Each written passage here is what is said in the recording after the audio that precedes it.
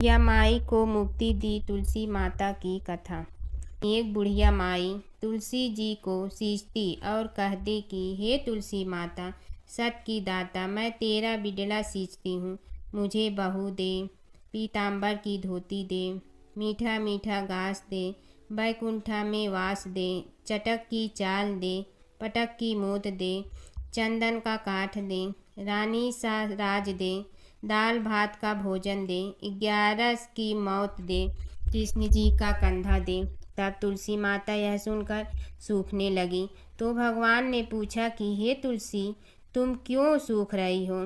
तुलसी माता ने कहा कि एक बुढ़िया रोज आती है और यही बात कह जाती है, मैं सब बात तो पूरा कर दूंगी, लेकिन कृष्ण का कंधा कहाँ से लाऊंगी? तो भगवान बोले, जब वो मरेगी तो मैं अपने आप कंधा दे आऊँगा, तू बुढ़िया माई से कह देना। जब बुढ़िया माई मर गई, सब लोग आ गए।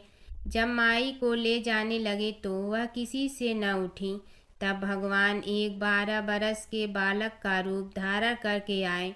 बालक ने कहा, मैं कान में एक बात कहूँगा तो बुढ़िया माई उठ जाएगी। बालक ने कान में कहा, बुढ़िया माई मन की निकाल ले, पीताम्बर की धोती ले, मीठा मीठा घास ले, बैकुंठा का वास ले, चटक की चाल ले, पटक की मोत ले, कृष्ण जी का कंधा ले। यह सुनकर बुढ़िया माई हल्की हो गई। भगवान ने कंधा दिया और बुढ़िया माई को मुक्ति मिल गई। हे तुलसी माता, जैसे बुढ़िया माई को मुक्ति दी वैसे सबको देना। तुलसी माता की कथा। पुरानी समय की बात है। एक परम सुंदर और पतिव्रता स्त्री थी जिनका नाम था वृंदा।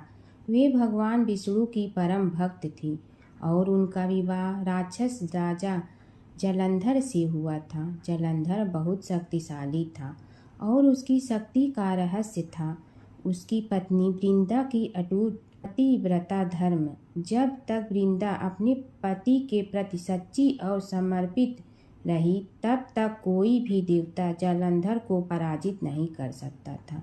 देवताओं ने कई बार प्रयास किया, लेकिन जलंधर अजेय रहा। तब सभी देवता भगवान विष्णु के पास गए और उनसे सहायता मांगी। भगवान विष्णु ने एक लीला रची। वे जलंधर का रूप धारण करके वृंदा के सामने प्रकट हुए। वृंदा ने उन्हें अपना पति समझकर उनका सत्कार किया, लेकिन जैसे ही वृंदा को सच्चाई का पता चला, उनका पतिव्रता धर्म भंग हो गया। उसी क्षण देवताओं ने जलंधर का वध कर दिया। जब वृंदा को यह ज्ञात हुआ कि यह सब भगवान विष्णु की लीला थी, तो वे बहुत दुखी हुई और उन्होंने भगवान विष्णु को श्राप दिया कि वे पत्थर बन जाएं। उसी श्राप के कारण भगवान विष्णु शालिग्राम पत्थर के रूप में प्रकट हुए। इसके बाद वृंदा ने अपने प्राण त्याग दिए। उनके शरीर से एक पवित्र पौधा उत्पन्न हुआ, जिसे आज हम तुलसी के नाम से जानते हैं। तभी से तुलसी को देवी का रूप माना जाता है और उनकी पूजा की जाती है। तुलसी माता को घर में रखने से सुख समृद्धि आती है। भगवान विष्णु को तुलसी अत्यंत प्रिय है। बिना तुलसी के भगवान विष्णु की पूजा अधूरी मानी जाती है। सच्ची भक्ति और पतिव्रता धर्म में अपार शक्ति होती है। एक समय की बात है कि विष्णु भगवान का विवाह लक्ष्मी जी के साथ निश्चित हो गया। विवाह की तैयारी होने लगी। सभी देवताओं को निमंत्रण भेजे गए, परंतु गणेश जी को निमंत्रण नहीं दिया। कारण जो भी रहा हो, अब भगवान विष्णु की बारात जाने का समय आ गया। सभी देवता अपनी पत्नियों के साथ विवाह समारोह में आए। उन सब ने देखा कि गणेश जी कहीं दिखाई नहीं दे रहे हैं। तब वे आपस में चर्चा करने लगे कि क्या गणेश जी को कोई न्योता नहीं दिया है या स्वयं गणेश जी ही नहीं आए हैं। सभी को इस बात पर आश्चर्य होने लगा। तभी सब ने विचार किया कि विष्णु भगवान से ही इसका कारण पूछा जाए। विष्णु भगवान से पूछने पर उन्होंने कहा कि हमने गणेश जी के पिता भोलेनाथ महादेव को न्योता भेजा है। यदि गणेश जी अपने पिता के साथ आना चाहते हैं तो आ जाते। अलग से न्योता देने की कोई आवश्यकता भी नहीं थी। दूसरी बात यह है कि उनको 1.25 मन मुंह सवा मन चावल, सवा मन घी और सवा मन लड्डू का भोजन दिन भर में चाहिए। यदि गणेश जी नहीं आएंगे तो कोई बात नहीं, दूसरे के घर जाकर इतना सारा खाना पीना अच्छा भी नहीं लगता। इतनी वार्ता कर ही रहे थे कि किसी एक ने सुझाव दिया, यदि गणेश जी आ भी जाए तो उनके द्वारपाल बनाकर बैठा देंगे कि आप घर की याद रखना। आप तो चूहे पर बैठकर धीरे धीरे चलोगे तो बारात से बहुत पीछे रह जाओगे। यह सुझाव भी सबको पसंद आ गया तो विष्णु भगवान ने भी अपनी सहमति दे दी। होना क्या था कि इतने में गणेश जी वहां आ पहुंचे और उन्हें समझा बुझाकर घर की रखवाली करने बैठा दिया गया। बारात चल रही थी तब नारद जी ने देखा कि गणेश जी तो दरवाजे पर ही बैठे हुए हैं, तो वे गणेश जी के पास गए और रुकने का कारण पूछा। गणेश जी कहने लगे कि विष्णु भगवान ने मेरा बहुत अपमान किया है। नारद जी ने कहने लगे कि अपनी मूसक देना को आगे भेज दे तो वह रास्ता खोद देगी, जिससे उनके वाहन धरती में धंस जाएंगे। तब आपको सम्मान पूर्वक बुलाना पड़ेगा। अब तो गणेश जी ने अपनी मूसक सेना जल्दी से आगे भेज दी और सेना ने जमीन पोली कर दी। जब बारात वहां से निकली तो रथों के पहिए धरती में धंस गए। लाख कोशिश करे परंतु पहिए नहीं निकले। सभी ने अपने अपने उपाय किए परंतु पहिए तो नहीं निकले, बल्कि जगह जगह से टूट गए। किसी की समझ में नहीं आ रहा था कि अब क्या किया जाए। तब तो नारद जी ने कहा, आप लोगों ने गणेश जी का अपमान करके अच्छा नहीं किया। यदि उन्हें मना कर लाया जाए तो आपका कार्य सिद्ध हो सकता है और यह संकट टल सकता है। शंकर भगवान ने अपने दूत नंदी को भेजा और वे गणेश जी को लेकर आए। गणेश जी का आदर सम्मान के साथ पूजन किया। तब कहीं रथ के पहिए निकले। अब रथ के पहिए निकल के परंतु टूट गए तो उन्हें सुधारे गए। पास के खेत में खाती काम कर रहा था, उसे बुलाया गया। खाती अपना कार्य करने के पहले श्री गणेशाय नमः कहकर गणेश जी की वंदना मन ही मन करने लगा। देखते ही देखते खाती ने सभी पहियों को ठीक कर दिया। तब खाती कहने लगा कि हे देवताओं, आपने सर्वप्रथम गणेश जी को नहीं मनाया होगा और न ही उनकी पूजन की होगी, इसीलिए तो आपके साथ यह संकट आया है। हम तो मूर्ख अज्ञानी हैं, फिर भी पहले गणेश जी को पूजते हैं, उनका ध्यान करते हैं। आप लोग तो देवतागण हैं, फिर भी आप गणेश जी को कैसे भूल गए। अब आप लोग भगवान श्री गणेश जी की जय बोल कर जाएं तो आपके सब काम बन जाएंगे और संकट कट जाएंगे। ऐसा कहते हुए बारात वहां से चल दी और विष्णु भगवान को लक्ष्मी जी के साथ विवाह संपन्न करा के सभी सकुशल घर लौट आए। हे गणेश जी महाराज, आपने विष्णु को जैसे कारज सारियो ऐसे कारज सबको सिद्ध कर जो। बोलो गजानन भगवान की जय। कीड़ी नगरा सींचने की कहानी। एक गांव में एक बुढ़िया माई रहती थी। उसके 2 बेटे तथा बहू भी थे। बुढ़िया माई भगवान श्री हरि विष्णु की परम भक्त थी। अपना जीवन दान धर्म पुण्य कार्य कर्मों में लगाती थी, परंतु बुढ़िया माई कभी भी मंदिर और सत्संग में वह तीर्थ स्थानों पर नहीं जाती थी। एक बार गांव में भागवत कथा हो रही थी।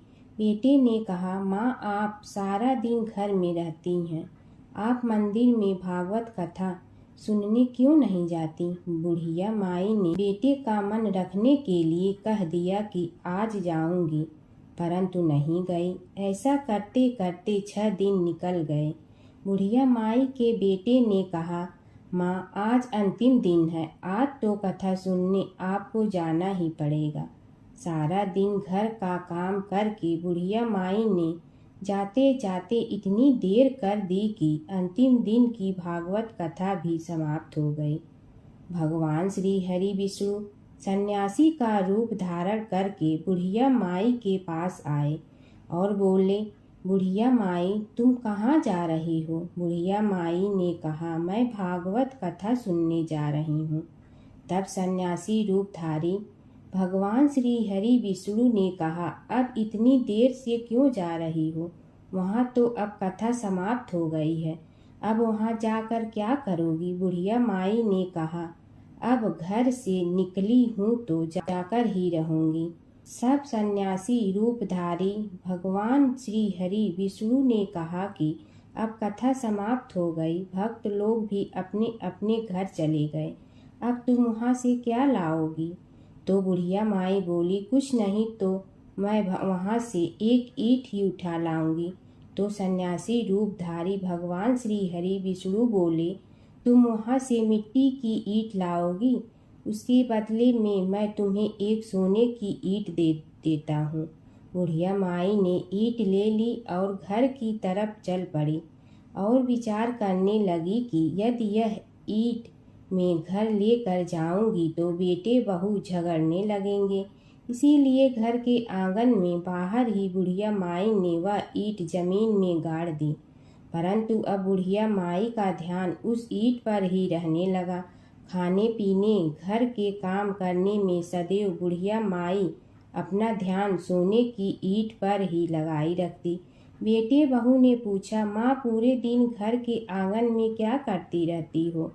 तो बुढ़िया माई ने कहा, मैं आने जाने वाले को देखती रहती हूँ। एक दिन बुढ़िया माई मर गई। यमराज के दूत बुढ़िया माई को लेने आए। बुढ़िया माई को लेकर धर्मराज जी के पास पहुँचे और धर्मराज जी को सारी बात बतलाई। धर्मराज जी ने बुढ़िया माई को कुतिया की योनि दे दी और कुतिया उसी पेड़ के नीचे बैठी रहती। बुढ़िया माई की बहू ने कहा, इस कुतिया को यहाँ से भगाओ, नहीं तो यह बच्चों को काट जाएगी। तो उसके बेटे ने उसकी पीठ पर एक लकड़ी मारी और बुढ़िया माई मर गई और को सर्प की योनि मिली। आंगन में सर्प को देखकर बेटे बहू ने किसी को काट नहीं जाए इसी डर से मार दिया। फिर बुढ़िया माई मरकर धर्मराज जी के पास पहुंची। बुढ़िया माई कीड़ी का रूप धारण करके उस आंगन में कीड़ी नगरा बना लिया। आंगन में कीड़ी नगरा हो गया। घर वाले बहुत परेशान हुए। घर वाले भोजन भी नहीं बना रहे थे और मन ही मन होने का स्मरण करने लगे। तब भगवान श्री हरि विष्णु सन्यासी का रूप धारण करके आए और बोले कि कुछ खाने को दे दो। तो घरवाले ने कहा, महाराज हमारे खाने को भी कुछ नहीं बनाया, क्योंकि हमारे घर में कीड़ी नगरा हो गया है, आप ही इसका कुछ उपाय बतलाइए। तब महाराज जी ने आंगन में खोदा और सोने की 28 निकाली और दोनों बेटों को दे दी और कहा, तुम्हारी माँ के नाम से दान पुण्य करना, धर्मशाला बनवाना, स्कूल बनवाना, प्याऊ लगवाना, गौशाला में गाय के चारे खाने की व्यवस्था करना। परंतु दोनों बेटे आपस में झगड़ने लगे कि तू दान कर, तू दान कर।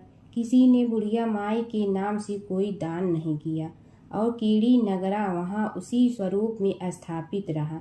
कुछ दिन बाद सन्यासी वापस आया और बुढ़िया माई के बेटों ने भगवान स्वरूपधारी सन्यासी महाराज से कहा कि हमारी घर की हालत वैसी की वैसी है, कीड़ी नगरा तो वैसे का वैसा ही है। तब साधु रूपधारी सन्यासी महाराज ने कहा, वह सोने के ईंट के टुकड़े लाओ और उन्हें बेचकर उनसे जो भी धन मिले उसे तुम्हारी माँ के नाम से दान पुण्य करो। इस कीड़ी नगरा पर शक्कर और आटा डालो। तुम ऐसा करोगे तो तुम्हारी माँ को मोक्ष प्राप्ति होगी। और उनके घर से कीड़ी नगरा चला गया। जो व्यक्ति प्रतिदिन सुबह प्रातः आटा और शक्कर कीड़ी नगरे पर डालता है, वह सदैव धनवान, पुत्रवान, संपन्न, सुख शांति से जीवन यापन करता है। उसके घर में कभी कोई कष्ट नहीं आता है। उसका जीवन सदा सर्वदा आनंद से व्यतीत होता है। उसके परिवार जन उसे अत्यधिक स्नेह प्रदान करते हैं। कीड़ी नगरा प्रतिदिन सींचने से जुड़ी नगरी की कहानी सुनने से, दान पुण्य व धर्म कार्यों में रुचि लगाने से जीवन उत्तम हो जाता है। भगवान विष्णु और नारद की कथा। एक बार नारद मुनि जी ने भगवान विष्णु जी से पूछा, हे भगवान, आपका इस समय सबसे प्रिय भक्त कौन है? अब विष्णु तो भगवान हैं, सो झट से समझ गए अपने भक्त नारद मुनि की बात और मुस्कुरा कर बोले, मेरा सबसे प्रिय भक्त उस गांव का एक किसान है। यह सुनकर नारद मुनि जी थोड़ा निराश हुए और फिर से एक प्रश्न किया, हे भगवान, आपका बड़ा भक्त तो मैं हूँ, तो फिर सबसे प्रिय क्यों नहीं? भगवान विष्णु जी ने नारद मुनि जी से कहा, इसका जवाब तो तुम खुद ही दोगे। जाओ, एक दिन उसके घर रहो और फिर सारी बात मुझे बताना। नारद मुनि जी सुबह सवेरे मुंह अंधेरे उस किसान के घर पहुंच गए। देखा अभी अभी किसान जगा है और उसने अब सबसे पहले अपने जानवरों को चारा देता, फिर मुंह धोता, दैनिक कार्यों से निवृत्त होता, जल्दी जल्दी भगवान का नाम लिया, रूखी सूखी रोटी खाकर जल्दी जल्दी अपने खेतों पर चला गया। सारा दिन खेतों में काम किया और शाम को वापस घर आया। जानवरों को अपनी जगह बांधा, उन्हें चारा पानी डाला, हाथ धोया, मुंह धोया, फिर थोड़ी देर भगवान का नाम लिया, फिर परिवार के संग बैठकर खाना खाया और कुछ बातें की और फिर से सो गया। अब सारा दिन यह सब देखकर नारद मुनि जी भगवान विष्णु के पास वापिस आए और बोले, भगवान, मैं आज सारा दिन उस किसान के संग रहा, लेकिन वो तो ढंग से आपका नाम भी नहीं ले सकता। उसने थोड़ी देर सुबह, थोड़ी देर शाम को और भी जल्दी जल्दी आपका ध्यान किया, और मैं तो 24 घंटे सिर्फ आपका ही नाम जपता हूँ। क्या आपका सबसे प्रिय भक्त वो गरीब किसान ही है? भगवान विष्णु जी ने नारद की बात सुनकर कहा, अब इसका जवाब भी तुम मुझे खुद ही देना। और भगवान विष्णु जी ने एक कलश अमृत से भरा नारद मुनि को थमाया और बोले, इस कलश को लेकर तुम तीनों लोकों की परिक्रमा करके आओ, लेकिन ध्यान रहे अगर एक बूंद भी अमृत नीचे गिरा तो तुम्हारी सारी भक्ति और पुण्य नष्ट हो जाएगी।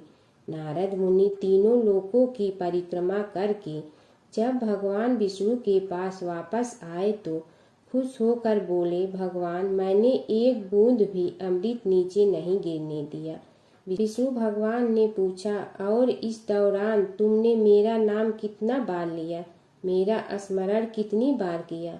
तो नारद बोले, अरे भगवान जी, मेरा तो सारा ध्यान इस अमृत पर था, फिर आपका ध्यान कैसे करता? भगवान विष्णु ने कहा, हे नारद, देखो उस किसान को, वो अपना कर्म करते हुए भी नियमित रूप से मेरा स्मरण करता है, क्योंकि जो अपना कर्म करते हुए भी मेरा जाप करे वो ही मेरा सबसे प्रिय भक्त है।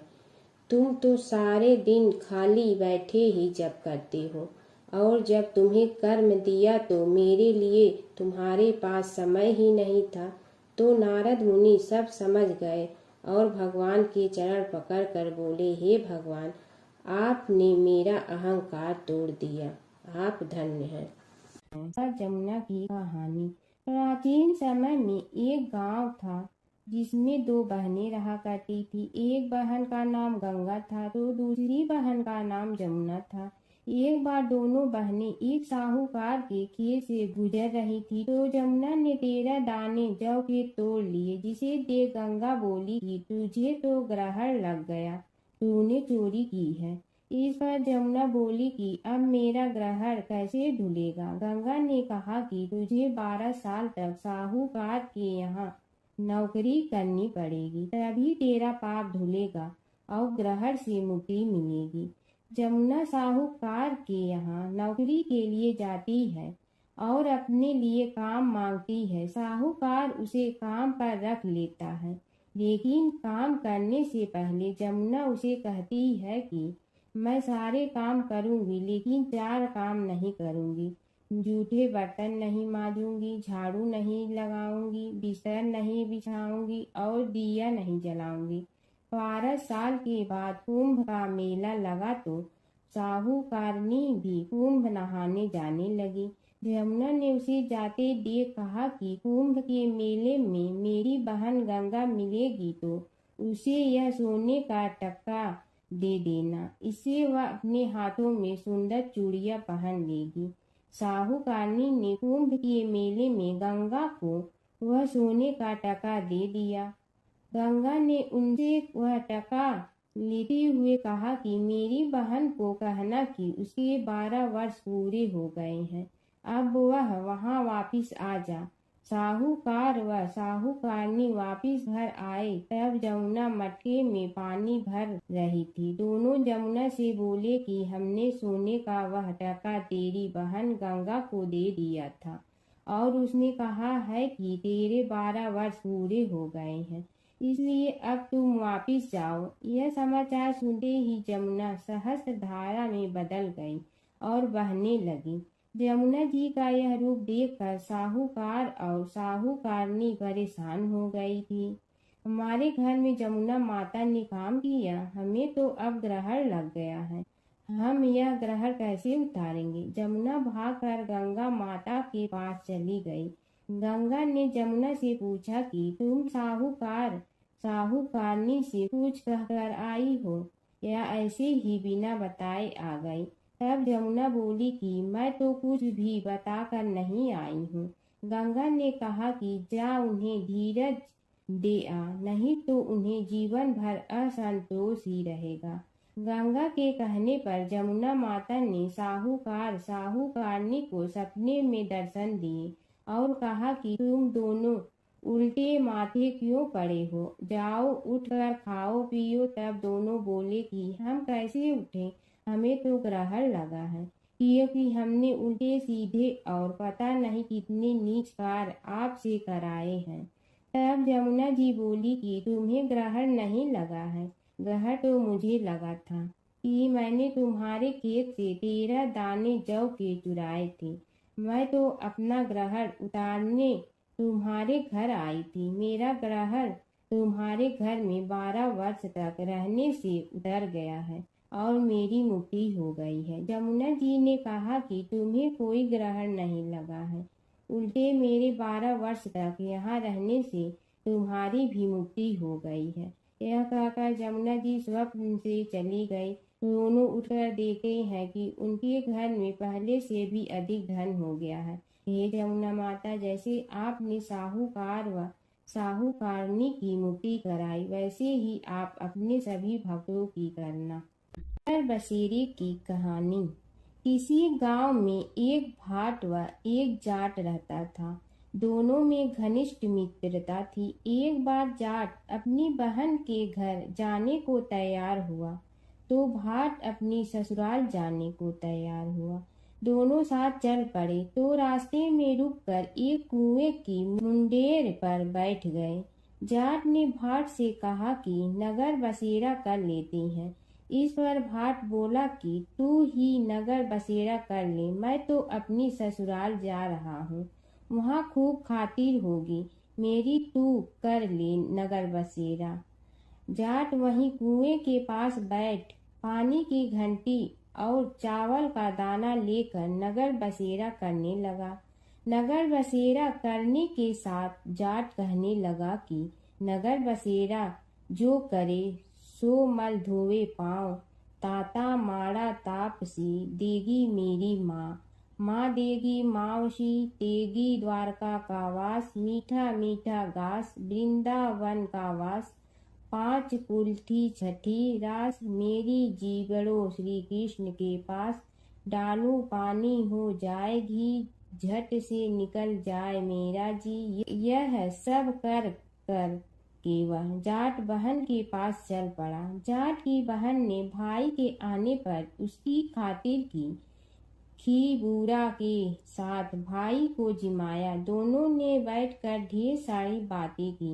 इधर भाट अपने ससुराल पहुंचा तो वहां आग लगी हुई थी। आग बुझाने वह भी लग गया, जिसमें हाथ मुंह भी काले हो गए और खुद भी थोड़ा सुलझ गया। ना रोटी ना पानी के लिए ही किसी ने पूछा। एक पड़ोसन आई तो उसने भाट की सास को कहा कि जमाई आया है, जरा उस आओ भगत कर लो। बुढ़िया बोली कि सब कुछ तो जल गया है, अब कहाँ से आओ भगत करूं। तब पड़ोसन ने ही भाट को एक रोटी के साथ छाछ दी। उसने वही खाकर गुजारा किया। शाम को दोनों फिर घर की ओर चल पड़े और रास्ते में मिल गए और एक दूसरे का हाल पूछा। भाट बोला कि मेरी ससुराल में तो आग लगी हुई थी, आग बुझाते मैं खुद काला हो गया हूँ, ना रोटी मिली ना पानी। जाट बोला कि मेरी तो बहुत खातिर हुई।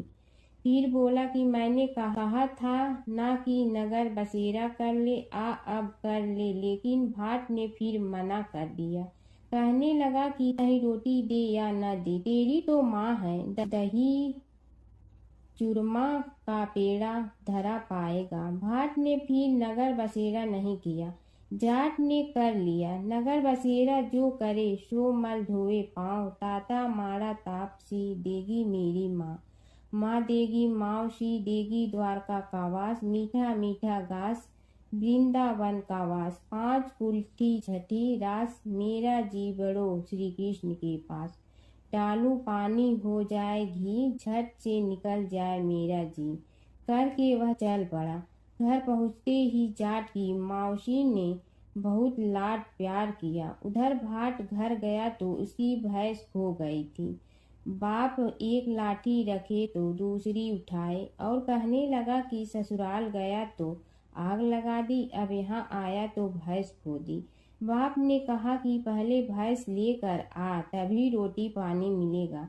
सारा दिन भाट भैंस ढूंढता रहा, लेकिन उसे भैंस नहीं मिली। जाट और भाट की मुलाकात फिर से बाजार में हो गई। जाट ने भाट के हाल चाल पूछे तो भाट बोला कि आते ही भैंस खो गई, बस उसी दिन से भैंस ढूंढ रहा हूँ। रोटियां का तो पूछो ही मत। जाट ने कहा कि मैंने तो पहले ही कहा था कि नगर बसेरा कर ले। जाट की बात सुनकर भाट बोला कि तेरे नगर बसेरे में इतनी ताकत है तो चल अब कर लेते हैं। दोनों ने बैठकर नगर बसेरा किया। नगर बसेरा जो करे सो मल धोवे पाँव, ताता मारा तापसी देगी मेरी माँ। माँ देगी मौसी देगी द्वारका का वास, मीठा मीठा घास वृंदावन का वास। 5 कुल्ठी छठी रास, मेरा जीवड़ो श्री कृष्ण के पास। डालू पानी हो जाए घी, झट से निकल जाए मेरा जी। दोनों के नगर बसेरा करने पर भाट जैसे ही आगे बढ़ा तो उसकी खोई भैंस मिल गई, जिसे लेकर घर पहुंचा। घर पहुंचते ही माँ ने कहा कि लड़के को आते ही घर से निकाल दिया, सारे दिन से ये भूखा प्यासा भटक रहा है। यह कहकर उसकी माँ ने उसको खूब खिलाया पिलाया। इस घटना के बाद सारे नगर में ढिंढोरा पिटवा गया कि कब कोई अपने पीहर या सास से आते जाते नगर बसेरा करें। जैसे भाट को नगर बसेरा करने का फल मिला, वैसे ही हर किसी को मिलती है। माता सीता की कथा। यह कहानी सीता माता कहती थी और श्री राम इसे सुना करते थे। एक दिन श्री राम भगवान को किसी काम के लिए बाहर जाना पड़ा तो सीता माता कहने लगी कि भगवान, मेरा तो 12 वर्ष का नित्य नियम है, अब आप बाहर जाएंगे तो मैं अपनी कहानी किसे सुनाऊंगी। श्री राम ने कहा कि तुम कुएं की पाल पर जाकर बैठ जाना और वहां जो औरतें पानी भरने आएंगी उन्हें अपनी कहानी सुना देना। सीता माता कुएं की पाल पर जाकर बैठ जाती हैं। एक स्त्री आई, उसने रेशम की जड़ी की साड़ी पहन रखी थी और सोने का घड़ा ले रखा था। सीता माता उसे देख कहती हैं कि बहन, मेरा 12 वर्ष का नित्यनेम सुन लो। पर वह स्त्री बोली कि मैं तुम्हारा नित्यनेम सुनूंगी तो मुझे घर जाने में देरी हो जाएगी और मेरी सास मुझसे लड़ेंगी। उसने कहानी नहीं सुनी और चली गई। उसकी रेशम जड़ी की साड़ी फट गई। सोने का घड़ा मिट्टी के घड़े में बदल गया। सास ने देखा तो पूछा कि ये किसका दोष अपने सिर लेकर आ गई है। बहू ने कहा कि कुएं पर एक औरत बैठी थी।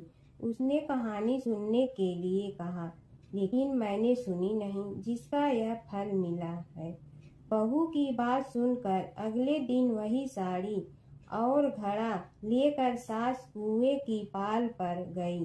सास को वहीं माता सीता बैठी मिली तो माता सीता ने कहा कि बहन, मेरी कहानी सुन लीजिए। सास बोली कि एक बार छोड़, मैं तो 4 बार कहानी सुन लूंगी। राम आए लक्ष्मण आए, देश के पुजारी आए, नित नेम का नेम लाए, आओ राम बैठो राम। तपी रसोई जियो राम, माखन मिश्री खाओ राम। दूध बतासा पियो राम, सूत के पलका मोठो राम। साल दुसाला पोठो राम, साल दुसाला ओढ़ो राम। जब बोलो जब राम ही राम, राम संवारे सबके काम। खाली घर भंडार भरेंगे, सबका बेड़ा पार करेंगे। श्री राम जय राम जय जय राम। सास बोली कि बहन, कहानी तो बहुत अच्छी लगी। कहानी सुनकर सास घर चली गई और उसकी साड़ी फिर से रेशम जड़ी की बन गई। मिट्टी का घड़ा फिर सोने के घड़े में बदल गया। बहू कहने लगी, सासू माँ, आपने ये सब कैसे किया? सास ने कहा कि बहू, तू दोष लगा के आई थी और मैं अब दोष उतार कर आ रही हूँ। बहू ने फिर पूछा कि वह कुएं वाली स्त्री कौन है? सास बोली कि वे सीता माता थी। वे पुराने से नया कर देती हैं, खाली घर में भंडार भर देती हैं। वह लक्ष्मी जी का वास घर में कर देती हैं।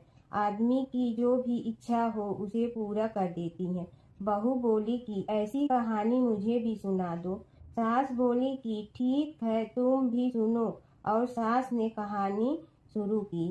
राम आए लक्ष्मण आए, देश के पुजारी आए, नित नेम का नेम लाए, आओ राम बैठो राम। तपी रसोई जियो राम, माखन मिश्री खाओ राम। दूध बतासा पियो राम, सूत के पलका मोठो राम।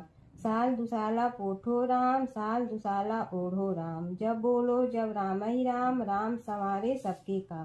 खाली घर भंडार भरेंगे, सबका बेड़ा पार करें। श्री राम जय जय राम। कहानी सुनकर बहू बोली कि कहानी तो बहुत अच्छी है। सास ने कहा कि ठीक है, इस कहानी को रोज कहा करेंगे। अब सास बहू रोज सवेरे उठती, नहाती धोती और पूजा करने के बाद नित नेम की सीता की कहानी कहती। एक दिन उनके यहाँ एक पड़ोस की औरत आई और बोली कि बहन, जरा सी आँच दे ना। तो वह बोली कि आज तो अभी हमने जलाई ही नहीं। पड़ोसन ने कहा कि तुम सुबह 4 बजे से उठकर क्या कर रही हो? फिर उन्होंने कहा कि सुबह उठकर हम पूजा करते हैं, फिर सीता माता की नित नेम की कहानी कहते हैं। पड़ोसन ने उसकी बात सुनकर फिर कहा कि सीता माता की कहानी कहने से तुम्हें क्या मिलता है? वे बोली कि इनकी कहानी कहने से घर में भंडार भर जाते हैं, सारे काम सिद्ध होते हैं, मन की इच्छा भी पूरी हो जाती है। पड़ोसन कहती है कि बहन, ऐसी कहानी तो मुझे भी सुना दो। फिर वह बोली कि ठीक है, तुम भी यह कहानी सुन लो। राम आए लक्ष्मण आए, देश के पुजारी आए, नित नेम का नेम लाए, आओ राम बैठो राम। सारी कहानी सुनने के बाद पड़ोसन कहने लगी, बहन, कहानी तो मुझे बहुत अच्छी लगी। अब वह पड़ोसन भी नित नेम सीता माता की कहानी कहने लगी। कहानी कहने से सीता माता ने पड़ोसन के भी भंडार भर दिए। अब तो पूरे मोहल्ले में नित नेम की कथा चल पड़ी। हर किसी की मनोकामना पूरी होने लगी। हे सीता माता, जैसे आपने उनके भंडार भरे, वैसे ही आप हमारे भी भंडार भरना, सबकी भरना, कहानी सुनने वाले के भी और कहानी कहने वाले के भी। प्राचीन काल की बात है। नैमिषारण्य क्षेत्र में ऋषि, महर्षि और साधु संतों का समाज जुड़ा था। उसमें श्री सूत जी भी विद्यमान थे। शौनक जी ने उनकी सेवा में उपस्थित होकर निवेदन किया कि हे अज्ञान रूप घोर तिमिर को नष्ट करने में करोड़ों सूर्यों के समान प्रकाशमान श्री सूत जी हमारे कानों के लिए अमृत के समान जीवन प्रदान करने वाले कथा तत्व का वर्णन कीजिए। हे सूत जी, हमारे हृदयों में ज्ञान के प्रकाश की वृद्धि तथा भक्ति, वैराग्य और विवेक की उत्पत्ति जिस कथा से हो सकती हो वह हमारे प्रति कहने की कृपा कीजिए। शौनक जी की जिज्ञासा से सूत जी बड़े प्रसन्न हुए। पुरातन इतिहासों के स्मरण से उनका शरीर पुलकायमान हो रहा था। वे कुछ देर उसी स्थिति में विराजमान रहकर कुछ विचार करते रहे और अंत में बोले, शौनक जी, इस विषय में आपके चित्त में बड़ी जिज्ञासा है। आप धन्य हैं जो सदैव ज्ञान की प्राप्ति में तत्पर रहते हुए विभिन्न पुराण कथाओं की जिज्ञासा रखते हैं। आज मैं आपको ज्ञान के परम स्रोत रूप श्री गणेश जी का जन्म कर्म रूप चरित्र सुनाऊंगा। गणेश जी से ही सभी ज्ञानों, सभी विद्याओं का उद्भव हुआ है। अब आप सावधान चित्त से विराजमान हो। श्री गणेश जी के ध्यान और नमस्कार पूर्वक उनका चरित्र श्रवण करें। नमस्तस्मै गणेशाय ब्रह्मा विद्या प्रदायिनी यनागस्त्यसमः साक्षात विघ्न सागर सोसड़े। कैसे हैं वे श्री गणेश जो सभी प्रकार की ब्रह्म विद्याओं को प्रदान करने वाले अर्थात ब्रह्मा के सगुण और निर्गुण स्वरूप पर प्रकाश डालने और जीव ब्रह्मा का अभेद प्रतिपादन करने वाली विद्याओं के दाता हैं। वे विघ्नों के समुद्रों को महर्षि अगस्त के समान शोषण करने में समर्थ हैं। इसलिए उनका नाम विघ्न सागर शोषक के नाम से प्रसिद्ध है। मैं उन भगवान श्री गणेश जी को नमस्कार करता हूँ।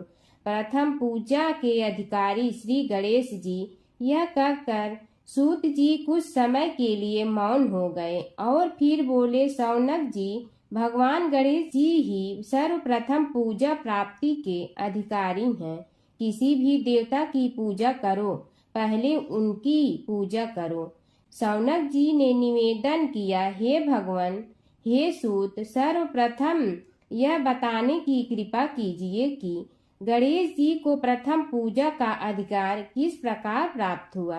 इस विषय में मेरी बुद्धि मोह को प्राप्त हो रही है कि सृष्टि रचयिता ब्रह्मा जी, पालन करता भगवान नारायण और संहार करता शिव जी में से किसी को प्रथम पूजा का अधिकारी क्यों नहीं माना गया। यह त्रिदेव ही तो सबसे बड़ा देवता माने जाते हैं। सूत जी ने कहा, शौनक जी, यह भी एक रहस्य ही है। देखो, अधिकार मांगने से नहीं मिलता, इसके लिए योग्यता होनी चाहिए। संसार में अनेकों देवी देवताएं पूजे जाते हैं। पहले जो जिसका इष्ट देव होता है वह उसी की पूजा किया करता है। इससे बड़े देवताओं के महत्व में कमी आने की आशंका उत्पन्न हो गई। इस कारण देवताओं में परस्पर विवाद होने लगा।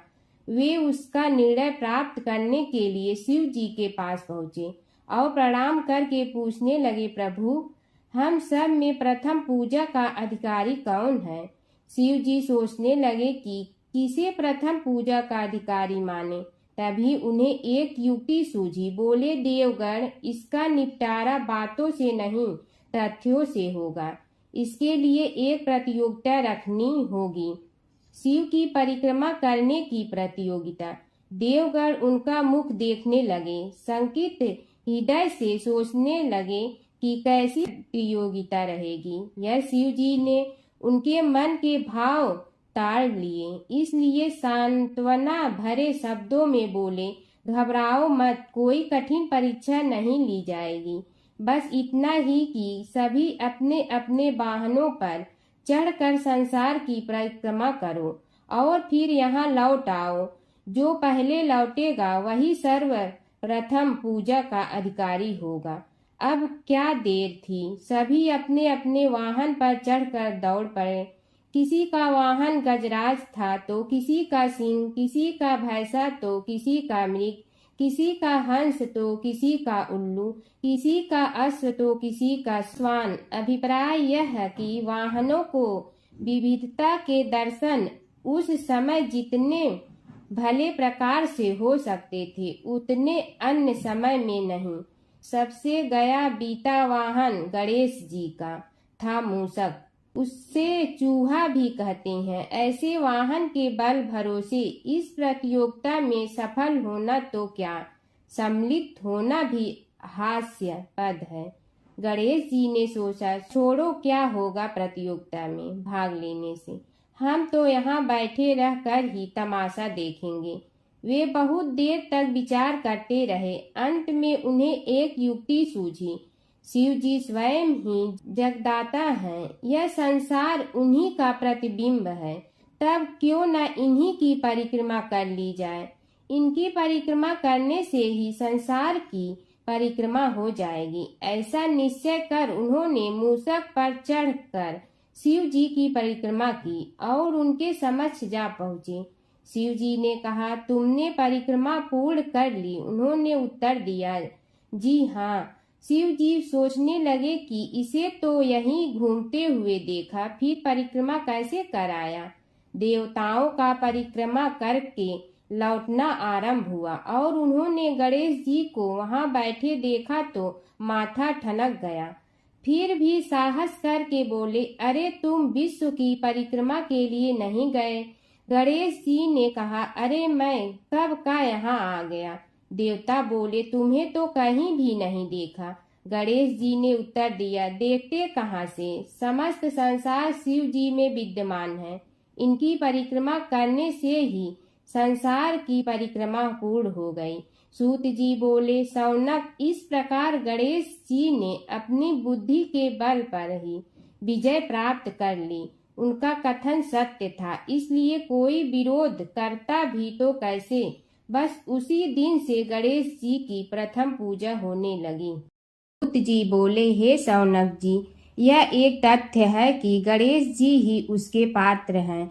वे बड़े देवता का भी कार्य सिद्धि में विघ्न उपस्थित होने पर उन विघ्न राज का आश्रय न लिया हो। हे शौनक, वे देव भी बड़े दयालु हैं। नाम तो शिव जी का ही आशुतोष है, किंतु वे सर्वात्मा और सर्वरक्षक प्रभु तो शिव जी की अपेक्षा भी शीघ्र ही प्रकट हो जाते हैं। उनका भक्त कभी किसी संकट में नहीं पड़ता। यदि प्रारब्ध वशात कभी किसी विपत्ति में पड़ भी जाता है तो गणेश्वर की उपासना करने पर उनके अनुग्रह से उनके समस्त दुख दूर होकर परम सुख की प्राप्ति होती है। शौनक ने कहा, हे सूत जी, हे महाभाग, हे प्रभु, मैं गणेश जी के विभिन्न चरित्रों का अध्ययन करना चाहता हूँ, तो मुझे बताइए कि किस ग्रंथ का अवलोकन करूँ। हे दयामय, आपको तो उनके समस्त चरित्र विदित है कि यदि आप ही उन्हें सुनाने की कृपा करें तो मेरा अत्यधिक उपकार होगा।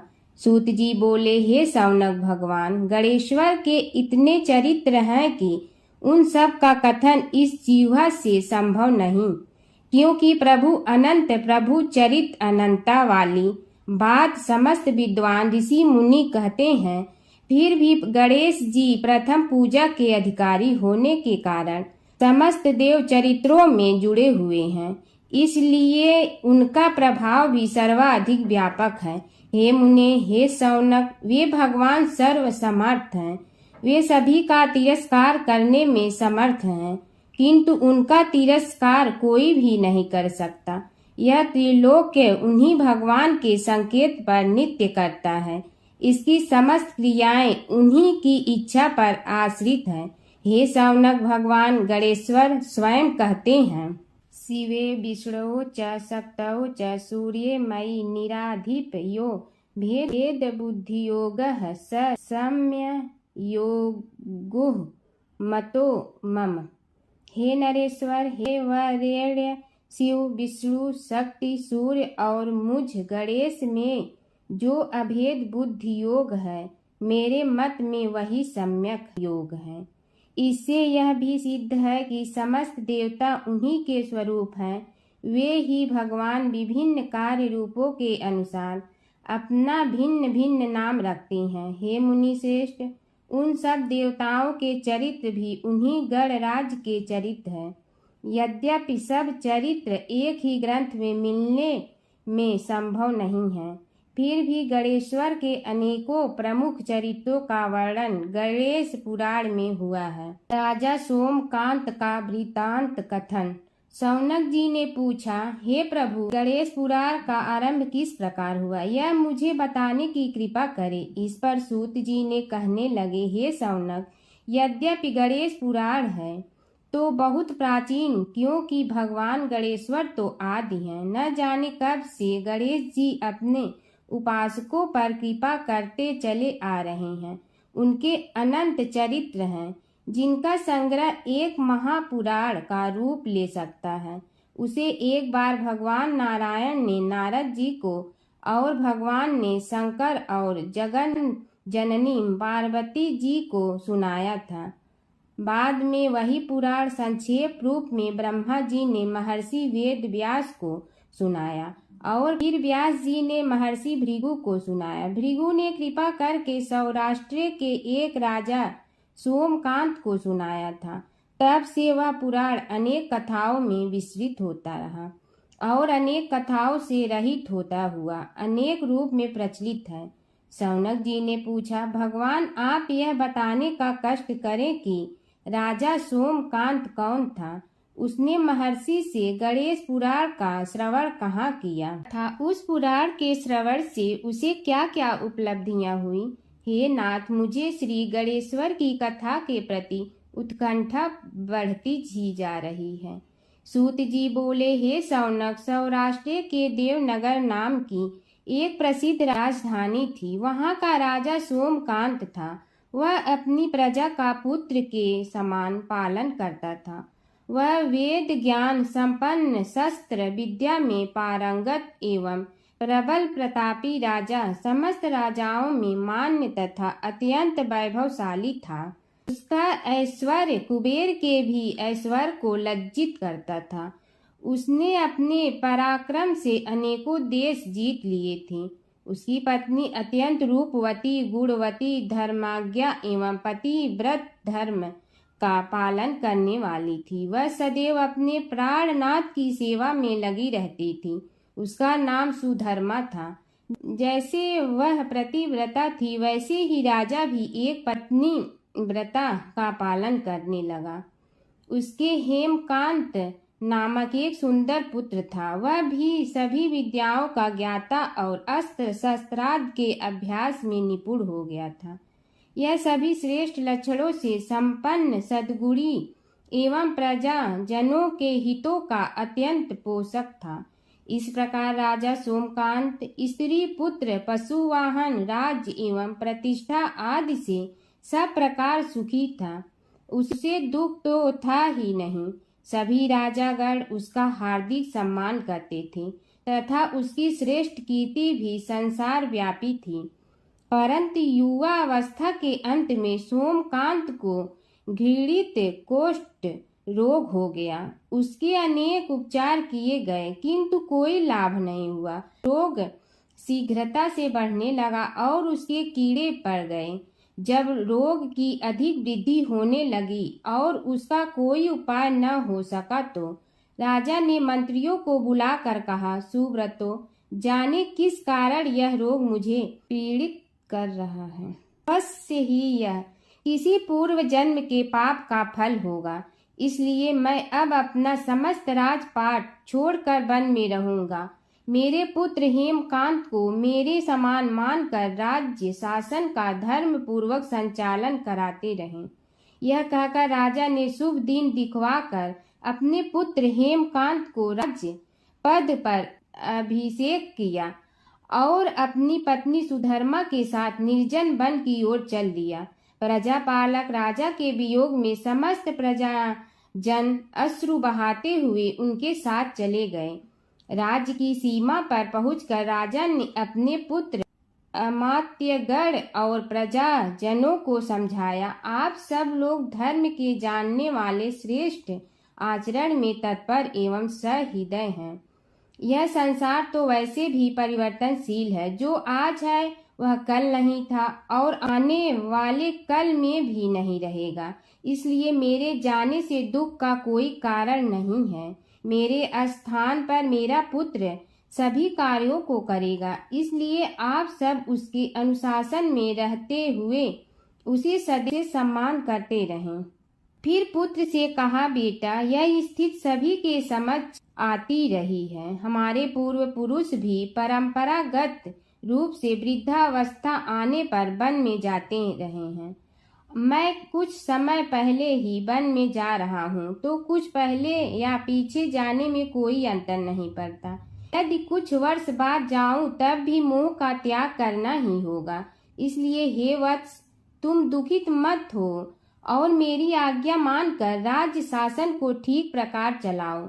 ध्यान रखना, क्षत्रिय धर्म का कभी त्याग न करना और प्रजा को सदा सुखी रखना। इस प्रकार राजा सोमकांत ने सभी को समझा बुझा कर वहां से वापस लौट आया और स्वयं अपनी पतिव्रता भार्या के साथ वन में प्रवेश किया। पुत्र हेमकांत के आग्रह से उसने सुबल और ज्ञान गम्य नामक 2 आत्माओं को भी साथ ले लिया। उन सब ने एक समतल एवं सुंदर स्थान देखकर वहां विश्राम किया। तभी उन्हें एक मुनि कुमार दिखाई दिया। राजा ने उससे पूछा, तुम कौन हो, कहाँ रहते हो? यदि उचित समझो तो मुझे बताओ। मुनि बालक ने कोमल बाड़ी में कहा, मैं महर्षि भृगु का पुत्र हूँ। मेरा नाम च्यवन है। हमारा आश्रम निकट में ही है। अब आप भी अपना परिचय दीजिए। राजा ने कहा, मुनि कुमार, आपका परिचय पाकर मुझे बड़ी प्रसन्नता हुई। मैं सौराष्ट्र के देवनगर नामक राज्य का अधिपति रहा हूँ। अब अपने पुत्र को राज्य देकर मैंने अरण्य की शरण ली है। मुझे कुष्ठ रोग अत्यंत पीड़ित किए हुए हैं। उसकी निवृत्ति का कोई उपाय करने वाला हो तो कृपा कर मुझे बताइए। मुनि कुमार ने कहा, मैं अपने पिताजी से अपना वृतांत कहता हूँ, फिर वे जैसा कहेंगे आपको बताऊंगा। यह कहकर मुनि बालक चला गया और कुछ देर में ही आकर बोला, राजन, मैंने आपका वृतांत अपने पिताजी को बताया। उनकी आज्ञा हुई है कि आप सब मेरे साथ आश्रम में चलकर उनसे भेंट करें, तभी आपके रोग के विषय में भी विचार किया जाएगा। राजा सोमकांत के पूर्व जन्म का वृत्तांत भृगु द्वारा वर्णन। राजा अपनी पत्नी और अमात्यों के सहित च्यवन के साथ साथ भृगु आश्रम में जा पहुंचा और उन्हें प्रणाम कर बोला, हे भगवान, हे महर्षि, मैं आपकी शरण हूँ। आप मुझ कुष्ठी पर कृपा कीजिए। महर्षि बोले, राजन, यह तुम्हारे किसी पूर्व जन्म कृत पाप का ही उदय हो गया है। इसका उपाय मैं विचार करके बताऊंगा। आज तो तुम सब स्नान आज से निवृत्त होकर रात्रि विश्राम करो। महर्षि की आज्ञा अनुसार सबने स्नान, भोजन आदि के उपरांत रात्रि व्यतीत की और प्रातः काल स्नान आदि नित्य कर्मों से निवृत्त होकर महर्षि की सेवा में उपस्थित हुए। महर्षि ने कहा, राजन, मैंने तुम्हारे पूर्व जन्म का वृतांत जान लिया हूँ और यह भी विदित कर लिया है कि किस पाप के फल से तुम्हें इस रोग की प्राप्ति हुई है। यदि तुम चाहो तो उसे सुना दूं। राजा ने हाथ जोड़कर निवेदन किया, बड़ी कृपा होगी मुनिनाथ, मैं उसे सुनने के लिए उत्कंठित हूँ। महर्षि ने कहा, तुम पूर्व जन्म में एक धनवान वैश्य के लाडले पुत्र थे। वह वैश्य विंध्याचल के निकट कौलहार नामक ग्राम में निवास करता था। उसकी पत्नी का नाम सुलोचना था। तुम उसी वैश्य दंपत के पुत्र हुए। तुम्हारा नाम कामद था। तुम्हारा लालन पालन बड़े लाड चाव से हुआ। उन्होंने तुम्हारा विवाह एक अत्यंत सुंदरी वैश्य कन्या से कर दिया था, जिसका नाम कुटुम्बिनी था। यद्यप तुम्हारी भार्या सुशीला थी और तुम्हें सदैव धर्म में निरत देखना चाहती थी, किंतु तुम्हारा स्वभाव वासनांध होने के कारण दिन प्रतिदिन उज्जवल होता जा रहा था। किंतु माता पिता भी धार्मिक थे, इसलिए उनके सामने तुम्हारी उज्ज्वलता दबी रही। परंतु माता पिता की मृत्यु के बाद तुम निरंकुश हो गए और अपनी पत्नी की बात भी नहीं मानते थे। तुम्हें अनाचार में प्रवृत्त देखकर उसे दुख होता था, तो भी उसका कुछ बस न चलता था। तुम्हारी उन्मत्तता चरम सीमा पर थी। अपनों से भी द्वेष और क्रूरता का व्यवहार किया करते थे, हत्या आदि कराते थे। तुम्हारे लिए सामान्य बात हो गई। पीड़ित व्यक्तियों ने तुम्हारे विरुद्ध राजा से पुकार की, अभियोग चला और तुम्हें राज्य की सीमा से भी बाहर चले जाने का आदेश हुआ। तब तुम घर छोड़कर किसी निर्जन वन में रहने लगे। उस समय तुम्हारा कार्य लोगों को लूटना और हत्या करना ही रह गया। एक दिन मध्याह्न काल था। गुणवर्धक नामक एक विद्वान ब्राह्मण उधर से निकला। बेचारा अपनी पत्नी को लिवाने के लिए ससुराल जा रहा था। तुमने उस ब्राह्मण युवक को पकड़कर लूट लिया। प्रतिरोध करने पर उसे मारने लगे तो वह चित्कार करने लगा, मुझे मत मार, मत मार, देख मेरा दूसरा विवाह हुआ है, मैं पत्नी को लेने के लिए जा रहा हूँ। किंतु तुम तो क्रोधवश में ऐसे लीन हो रहे थे कि तुमने उसकी बात सुनकर भी नहीं सुनी। जब उसे मारने लगे तो उसने श्राप दे दिया, अरे हत्यारे, मेरी हत्या के पाप से तो सहस्त्र कल्प तक घोर नरक भोगोगे। तुमने उसकी कोई चिंता न की और सिर काट लिया। राजन, तुमने ऐसी एक नहीं बल्कि अनेक निरीह हत्याएं की थी, जिनकी गणना करना भी पाप है। इस प्रकार इस जन्म में तुमने घोर पाप कर्म किए थे, किंतु बुढ़ापा आने पर जब अशक्त हो गए तब तुम्हारे साथ जो क्रूर कर्मा थे वे भी किनारा कर गए। उन्होंने सोच लिया कि अब तो इसे खिलाना भी पड़ेगा, इसलिए मरने दो यहीं। अमोघ प्रभाव गणेश उपासना का कथन। राजन, अब तुम निरालंब थे, चल फिर तो सकते ही नहीं थे। भूख से पीड़ित रहने के कारण रोगों ने भी घेर लिया। उधर से जो कोई निकलता तुम्हें घृणा की दृष्टि से देखता हुआ चला जाता। तब तुम आहार की खोज में बड़ी कठिनाई से चलते हुए एक जीर्ण शीर्ण देवालय में पहुंचा। उसमें भगवान गणेश्वर की प्रतिमा विद्यमान थी। तब न जाने किस पुण्य के उदय होने से तुम्हारे मन में गणेश जी के प्रति भक्ति भाव जागृत हुआ। तुम निराहार रहकर उनकी उपासना करने लगे। उससे तुम्हें सब कुछ मिला और रोग भी कम हुआ। राजन, तुमने अपने साथियों की दृष्टि बचाकर बहुत सा धन एक स्थान पर गाड़ दिया था।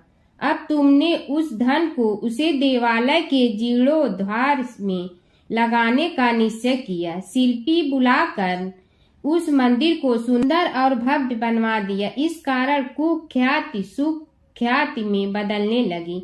फिर यथा समय तुम्हारी मृत्यु हुई। यमदूतों ने पकड़कर तुम्हें यमराज के समक्ष उपस्थित किया। यमराज तुमसे बोले, जीव, तुमने पाप और पुण्य दोनों ही किए हैं और दोनों का ही भोग तुम्हें भोगना है, किंतु पहले पाप का फल भोगना चाहते हो पुण्य का। इसके उत्तर में तुमने प्रथम अपने पुण्य कर्मों के भोग की इच्छा प्रकट की और इसीलिए उन्होंने तुम्हें राजकुल में जन्म लेने के लिए भेज दिया। पूर्व जन्म में तुमने भगवान गणाध्यक्ष का सुंदर एवं भव्य मंदिर बनवाया था, इसलिए तुम्हें सुंदर देह की प्राप्ति हुई। यह कहकर महर्षि भृगु कुछ रुके। उन्होंने देखा कि राजा को इस वृतांत पर शंका हो रही है। तभी महर्षि के शरीर में असंख्य विकराल पक्षी उत्पन्न होकर राजा की ओर झपटे। उनकी चोंच बड़ी तीक्ष्ण थी, जिनसे वे राजा के शरीर को नोच नोच कर खाने लगे। उसके कारण उत्पन्न असहनीय पीड़ा से व्याकुल हुए राजा ने महर्षि के समक्ष हाथ जोड़कर निवेदन किया, प्रभु, आपका आश्रम तो समस्त द्वेष आदि से परे है। और यहाँ मैं आपकी शरण में बैठा हूँ, तब यह पक्षी मुझे आकर ही क्यों पीड़ित कर रहे हैं? हे मुनिनाथ, इनसे मेरी रक्षा कीजिए। महर्षि ने राजा के अंतर्वचन सुनकर सांत्वना देते हुए कहा, राजन, तुमने मेरे वचनों में शंका की थी, और जो मुझ सत्यवादी के कथन में शंका करते हैं, उसे खाने के लिए मेरे शरीर से इसी प्रकार पक्षी प्रकट हो जाते हैं, जो कि मेरे हुंकार करने पर भस्म हो जाया करते हैं। यह कर महर्षि ने हुंकार की और तभी वे समस्त पक्षी भस्म हो गए। राजा श्रद्धावनत होकर उनके समक्ष अश्रुपात करता हुआ बोला, प्रभु, अब आप पाप से मुक्त होने का उपाय कीजिए। महर्षि ने कुछ विचार कर कहा, राजन, तुम पर भगवान गणेश्वर की कृपा सहज रूप से है, और वे ही प्रभु तुम्हारे पापों को भी दूर करने में समर्थ हैं। इसलिए तुम उनके पाप नाशक चरित्रों का श्रवण करो। गणेश पुराण में उनके चरित्रों का भले प्रकार वर्णन हुआ है, अतएव तुम श्रद्धा भक्ति पूर्वक उसी को सुनने में चित्त लगाओ। राजा ने प्रार्थना की, महामुनि, मैंने गणेश पुराण का नाम भी आज तक नहीं सुना, तो उनके सुनने का सौभाग्य कैसे प्राप्त कर सकूंगा? हे नाथ, आपसे अधिक ज्ञानी और प्रकांड विद्वान और कौन हो सकता है? आप ही मुझ पर कृपा कीजिए। महर्षि ने राजा की दीनता देखकर उसके शरीर पर अपने कमंडल का मंत्रपूत जल छिड़का। तभी राजा को एक छींक आई और नासिका से एक अत्यंत छोटा काले वर्ण का पुरुष बाहर निकल आया। देखते देखते वह बढ़ गया। उसके भयंकर रूप को देखकर राजा कुछ भयभीत हुआ, किंतु समस्त आश्रमवासी वहां से भाग गए। वह पुरुष महर्षि के समक्ष हाथ जोड़कर खड़ा हो गया। उन्हें उसकी ओर देखा और कुछ उच्च स्वर में बोले, तू कौन है? क्या चाहता है? वह बोला, मैं साक्षात पाप हूँ। समस्त पापियों के शरीर में मेरा निवास है। आपके मंत्रपूत जल के स्पर्श से मुझे विवश होकर राजा के शरीर से बाहर निकलना पड़ा है। अब मुझे बड़ी भूख लगी है, बताइए क्या खाऊं और कहाँ रहूं? महर्षि बोले, तू उस आम के अवकाश स्थान में निवास कर और उसी वृक्ष के पत्ते खाकर जीवन निर्वाह कर। यह सुनते ही वह पुरुष आम के वृक्ष के पास पहुंचा, किंतु उसके स्पर्श मात्र से वह वृक्ष जलकर भस्म हो गया। फिर जब पाप पुरुष को रहने के लिए कोई स्थान दिखाई न दिया, तो वह भी अंतर्हित हो गया। धर्मराज जी की कथा। दो सेठानियाँ थी। एक के घर में धन बहुत था, पर वह कंजूस थी। दूसरी के पास धन थोड़ा कम था, पर मन से वह बहुत अमीर थी। रोज सवेरे उठती, गंगा स्नान करती, तुलसी माता, बड़ पीपल सींचने, भगवान के मंदिर जाके पूजा करती। धर्मराज सूरज भगवान की कहानी सुनती, भगवान के भोग लगाकर अतिथि को जिमाती, गाय कुत्ता के लिए ग्रास निकालती। दूसरी सेठानी इस धर्मात्मा को देखकर हंसती और कहती, पता नहीं दिन भर क्या करती रहती है। थोड़े समय बाद दोनों सेठानियों को भगवान का बुलावा आया। धर्मात्मा सेठानी के तो यमराज जी ने विमान भेजा और दूसरी को दूत मारते ही ले गया। रास्ते में सेठानी बोली, मेरे को भूख लगी है। तो दूत बोले, किसी को कुछ दिया होगा तो मिलेगा। फिर बोली, प्यास लगी है। दूत बोले, किसी को पानी पिलाया तो मिलेगा। रास्ते में उसे काट चुभने लगे, गर्मी पड़ने लगी, पर दूत तो उसे घसीटते ही ले गए। अब सेठानी बहुत पछताने लगी कि सब कुछ होते हुए भी दान धर्म नहीं किया। इतने में यमराज का दरबार आया। धर्मात्मा बुढ़िया को भगवान के पास सिंहासन मिला और वह उस पर बैठी थी। उधर दूसरी सेठानी को तपते कुंड में डाल दिया। अब सेठानी यमराज से बोली, मुझे 1.25 पहर का जीवन दान दे दो, मैं वापस आकर दंड भोग लूंगी। यमराज बोले, ठीक है। सेठानी के शरीर में वापस प्राण डाल दिए। संसार में आते ही पंडितों को बुलाकर सेठानी ने धर्मराज की कथा सुनी।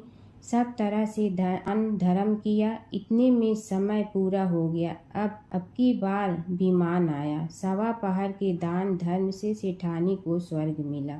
धर्मराज जी की परम भक्त पोपा बाई की कथा। एक गांव में एक पोपा बाई रहती थी। जब वह 5 साल की थी तभी से वह नियम से धर्मराज जी व्रत की कथा सुनती थी और व्रत करती थी। एक दिन उसने अपने भाई व भाभी से कहा कि मैं शादी नहीं करूंगी। अब मैं अपना समय भगवान की पूजा अर्चना में ही बिताना चाहती हूँ। इसलिए मेरी झोपड़ी गांव के बाहर बनवा दो और गांव में सबको कह दो कि वह अपनी गाय व बछड़ों को मेरे यहाँ ही घास भूस चरने को भेज दो और जिसकी भी इच्छा हो श्रद्धा हो मुझे खाना भिजवा दो। एक दिन नगर का राजा शिकार खेलने जंगल में आया और गांव के बाहर जंगल के पास बनी झोपड़ी देखकर रुक गया। झोपड़ी के पास जाकर उसने आवाज लगाई कि कौन है, लेकिन भीतर से कोई आवाज न आने पर वह लगातार दरवाजा खटखटाता रहा। तब पोपा बाई उठी और कहने लगी कि कौन हो तुम जो बार बार दरवाजा बजा रहे हो, क्यों आवाज लगा रहे हो। राजा ने कहा कि मैं यहाँ का राजा हूँ और तुम्हारे साथ विवाह करूँगा। पोपा बाई ने कहा कि जहाँ से आए हो वहीं चले जाओ, मैं किसी पराये आदमी का मुंह नहीं देखती हूँ। राजा ने पोपा बाई की एक नहीं सुनी और जबरदस्ती उठा ले गया। तब पोपा बाई ने राजा को श्राप दिया कि तुम्हारा सारा राजपाट नष्ट हो जाएगा। महल में आने पर राजा की रानियों ने सारी बात सुनकर राजा से अनुरोध किया कि पोपा बाई को वहीं वापस छोड़ आओ। राजा जब पोपा बाई को वापस झोपड़ी में छोड़ने जाने लगा तो रास्ते में पाप की नदी आई जिसमें राजा डूब गया। कुछ समय बाद पोपा बाई मृत्यु के बाद धर्मराज जी के यहाँ पहुँची और धर्मराज जी ने उन्हें स्वर्ग का राज दे दिया। एक बार एक सेठ व सेठानी मृत्यु लोक से स्वर्ग लोक आए तो उसके द्वार बंद देखकर वह धर्मराज जी से द्वार खोलने का आग्रह करते हैं। धर्मराज जी कहते हैं इस द्वार पर पोपा बाई का राज है। इस पर सेठ सेठानी कहते हैं कि हम पोपा बाई को नहीं जानते हैं। धर्मराज जी उन दोनों की बात सुनकर कहते हैं कि तुम दोनों 7 दिन तक मृत्युलोक में रहो। 8 खोपड़ा से राई भरकर 5 कपड़े ऊपर रख कर कहानी सुनकर उद्यापन करना और कहना कि राज है पोपा बाई लेखा लेगी राई राई का। सारे बोलो पोपा बाई की जय। भगवान शिव और कृष्ण जी की कथा हिंदू धर्म में महत्वपूर्ण स्थान रखती है। ये कथाएं अक्सर एक दूसरे से जुड़ी हैं, जिनमें शिव को कृष्ण का भक्त और कृष्ण को शिव का आराध्य बताया गया है। पुराणों में शिव और कृष्ण के कई लीलाओं का वर्णन है। कृष्ण के दर्शन के लिए शिव का साधु वेश में गोकुल जाना। एक पौराणिक कथा के अनुसार भगवान शिव एक साधु का वेश धारण करके गोकुल में कृष्ण के दर्शन के लिए गए थे। मैया यशोदा ने उन्हें भिक्षा देने के लिए आई, लेकिन शिव ने कृष्ण के दर्शन के अलावा कुछ भी स्वीकार करने से इनकार कर दिया। यशोदा ने पहले तो मना कर दिया, लेकिन बाद में पूर्णमासी काकी के समझाने पर उन्होंने कृष्ण को साधु के सामने प्रकट किया। शिव ने कृष्ण के दर्शन किए और उनके चरणों की छाप छोड़कर चले गए। यशोदा और नंद राय समझ गए कि यह कोई साधारण साधु नहीं था, बल्कि कोई दिव्य पुरुष था। नारद मुनि का घमंड। एक बार नारद मुनि को अपने ज्ञान और भक्ति पर घमंड हो गया। कृष्ण ने नारद मुनि की परीक्षा लेने के लिए उन्हें एक गांव में भेजा, जहां एक महिला अपने पति के बीमार होने पर बहुत दुखी थी। नारद मुनि ने महिला को समझाया कि वह भगवान से प्रार्थना करे, लेकिन महिला ने कहा कि वह अपने पति को कष्ट में नहीं देख सकती। तब नारद मुनि ने राधा से मिलने का फैसला किया। राधा ने नारद मुनि को चरणामृत दिया और कहा कि वह इसे अपने पति को दे। नारद मुनि ने जब राधा से चरणामृत लिया तो उन्हें एहसास हुआ कि राधा का प्रेम कृष्ण के प्रति सबसे महान है। इस घटना के बाद नारद मुनि का घमंड चूर चूर हो गया। नारद मुनि और कृष्ण की लीला। नारद मुनि अक्सर कृष्ण की लीलाओं में शामिल होते थे। एक बार नारद मुनि इंद्र के दरबार से द्वारका जा रहे थे। रास्ते में उन्होंने पारिजात वृक्ष का एक फूल लिया और कृष्ण को दे दिया। कृष्ण ने वह फूल रुक्मिणी को दे। नारद मुनि ने देखा कि कृष्ण ने वह फूल रुक्मिणी को दिया तो उन्हें बहुत खुशी हुई। हर व्रत कथा के साथ पढ़ी और सुनी जाने वाली लपसी तपसी की यह कहानी। एक लपसी था, एक तपसी था। तपसी हमेशा भगवान की तपस्या में लीन रहता था। लपसी रोजाना सवा सेर की लपसी बनाकर भगवान का भोग लगाकर जीम लेता था। एक दिन दोनों लड़ने लगे। तपसी बोला, मैं रोज़ भगवान की तपस्या करता हूँ इसलिए मैं बड़ा हूँ। लपसी बोला, मैं रोज़ भगवान को सवा सेर लपसी का भोग लगाता हूँ इसलिए मैं बड़ा हूँ। नारद जी वहाँ से गुजर रहे थे। दोनों को लड़ता देखकर उनसे पूछा कि तुम क्यों लड़ रहे हो। तपसी ने खुद के बड़ा होने का कारण बताया और लपसी ने अपना कारण बताया। नारद जी बोले, तुम्हारा फैसला मैं करूँगा। दूसरे दिन लपसी और तपसी नहाकर अपनी रोज की भक्ति करने आए तो नारद जी ने छुपकर 1.25 करोड़ की एक एक अंगूठी उन दोनों के आगे रख दी। तपसी की नज़र उस अंगूठी पर पड़ी जो उसने चुपचाप अंगूठी उठाकर अपने नीचे दबा ली। तब लपसी की नज़र अंगूठी पर पड़ी लेकिन उसने ध्यान नहीं दिया। भगवान को भोग लगाकर लपसी खाना खाने लगा। नारद जी सामने आए तो दोनों ने पूछा कि कौन बड़ा, तो नारद जी ने तपसी से खड़ा होने को कहा। वो खड़ा हुआ तो उसने नीचे दबी अंगूठी दिखाई पड़ी। नारद जी ने लपसी से कहा, तपस्या करने के बाद भी तुम्हारी चोरी करने की आदत नहीं गई, इसलिए लपसी बड़ा है और तुम्हें तुम्हारी तपस्या का कोई फल भी नहीं मिलेगा। तपसी शर्मिंदा होकर माफ़ी मांगने लगा। उसने नारद जी से पूछा, मुझे मेरी तपस्या का फल कैसे मिलेगा। नारद जी ने कहा, यदि कोई गाय और कुत्ते की रोटी नहीं बनाएगा तो फल तुम्हें मिलेगा।